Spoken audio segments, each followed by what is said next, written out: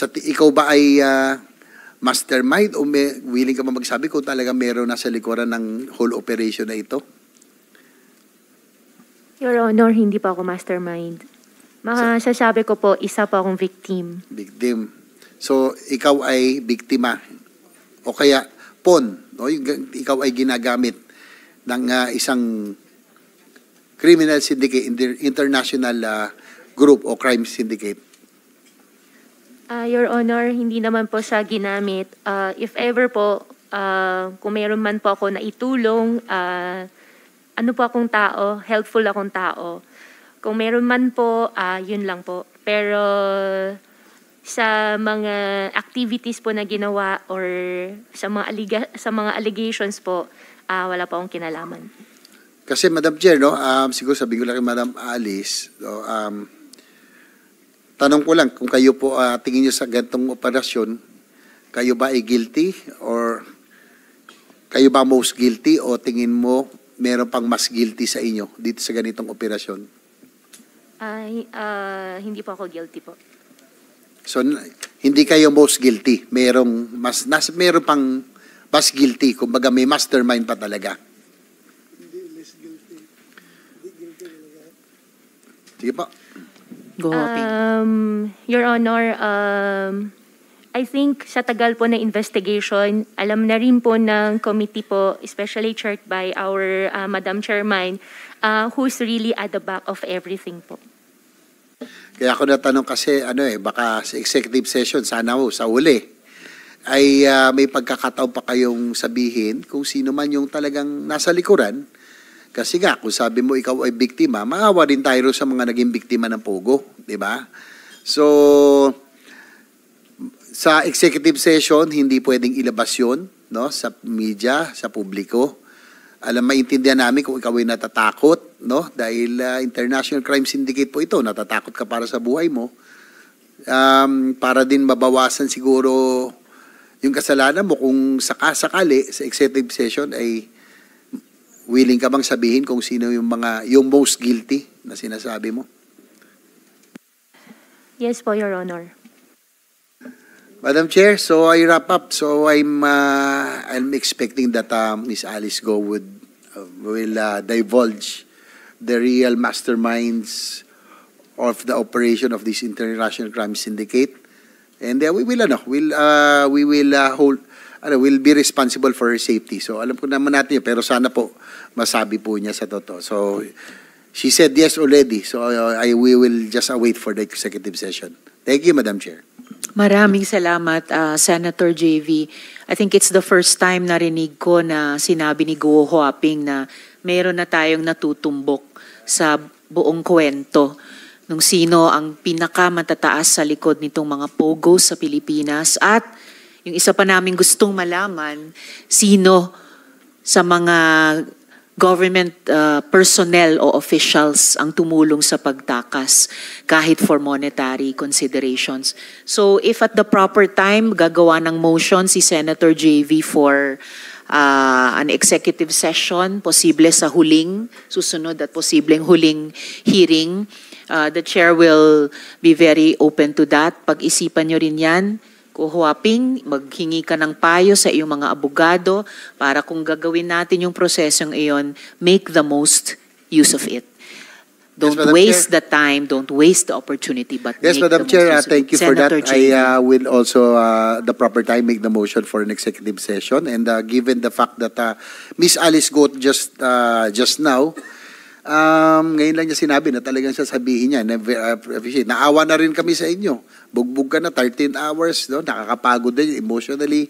So sana para sa mga biktima ka, lalo sa mga naging biktima, sabihin mo na rin, no, sa executive session. Thank you, Madam Chair.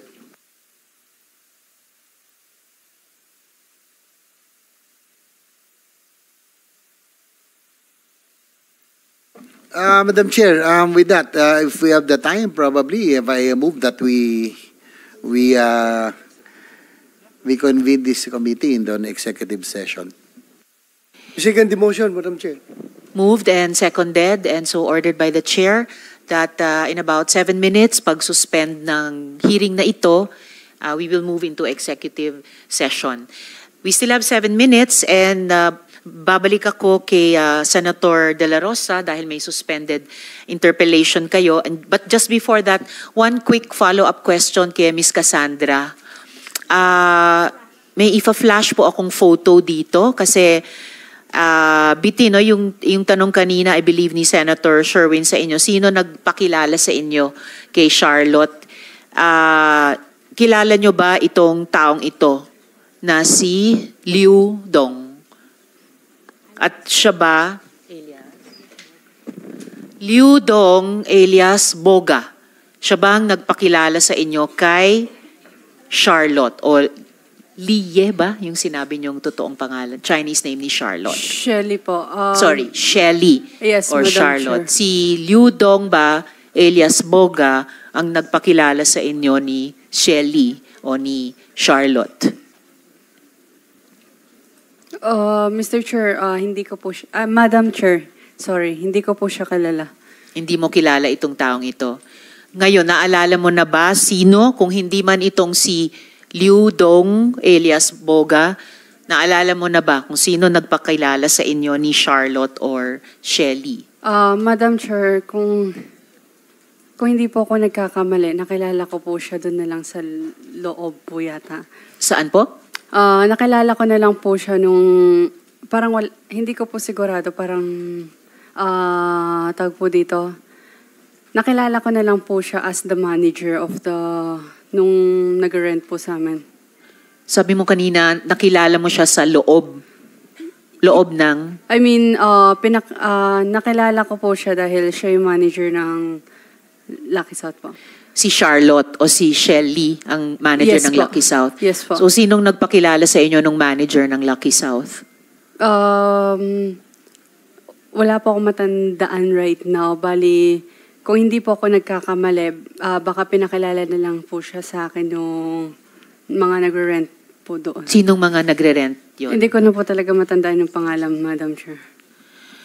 Alright, so 5 minutes, still we suspend. Ms. Cassandra, may question, i-field ko para sa Senate President Pro Tempore.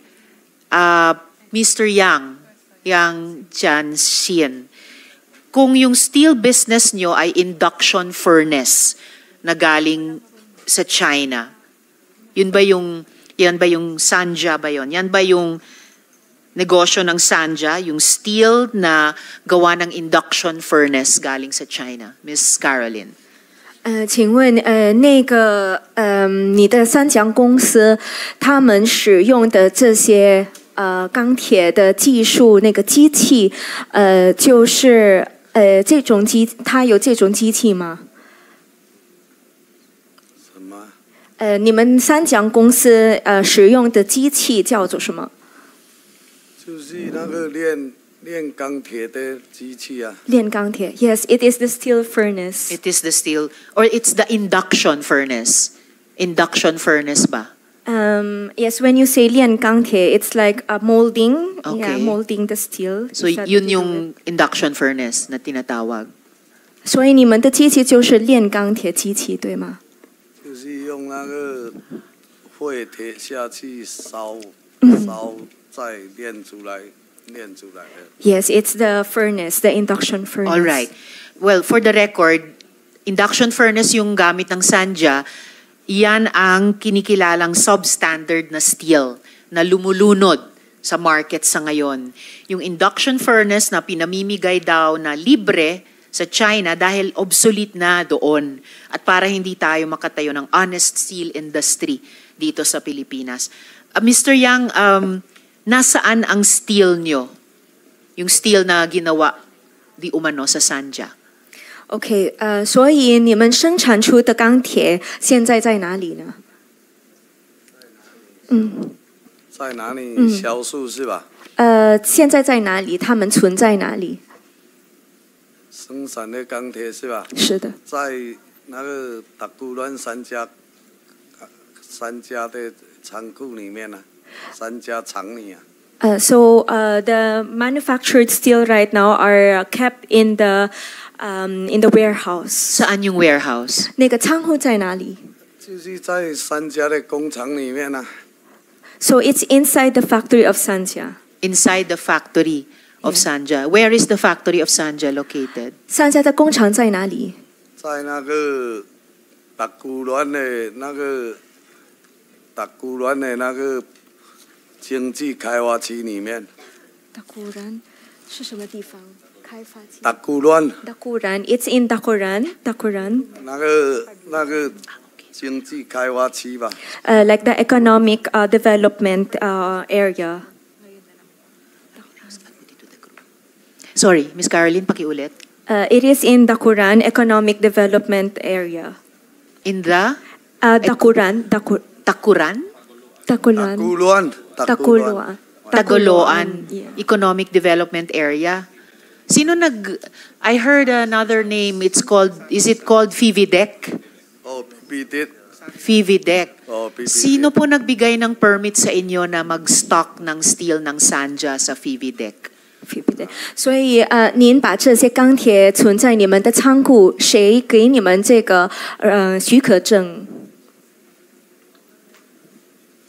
我们都有许可证啊，全部有啊，手续都完整啊。所以这个存在仓库的钢铁哪里得到的许可证？哪里得到的？我不明白，就是说什么存在仓库的许可证啊？就是你们如何把这些钢铁存在你们的仓库里面？我们生产出来，如果没有卖出去，就放在那边啊。所以你们的许可证是哪里得到的？许可证这个就是我们有申请啊，这些不是我去申请的，是那个我们三家的那个有在做这个去负责申请这些办手续的工人啊。Yes, Miss Caroline. So it's already included in all the permits that we have. Even the warehouse permit, it's also included there. No, Sanja is a private company. FIVIDEC is a government facility. Sinong nagbigay ng permiso sa inyo na ang private steel ng Sanja ay pwedeng i-stock dun sa government facility ng FIVIDEC? Sino yung padrino doon? 所以你们在这个 FIBIDEC 这个仓库，您知道这个 FIBIDEC 的仓库吗？这个是政府拥有的这个地方，所以谁给您这个许可证，让你们把您的公司的钢铁存在这个仓库里面？因为我们三家是给 PPDEC 租那个地来建的啊。我们三家的工厂嘛，是给那个 PPDEC 的。这个开发区里面租地来建三家工厂的。Yeah, because this area by FIBIDEC is the one that we rented, so that's why we are allowed to put in our products there. No private company can rent a government facility, ganyan-ganyan lang. Sinong kausap nyo sa FIVIDEC para pumayag na i-rent nyo yan or basta ma-stock nyo ang steel produce ng Sanja sa FIVIDEC? Sinong kausap ninyo? Sinong kausap ng Sanja sa FIVIDEC? Okay, 所以你们在 FIBIDEC 的联系人是谁？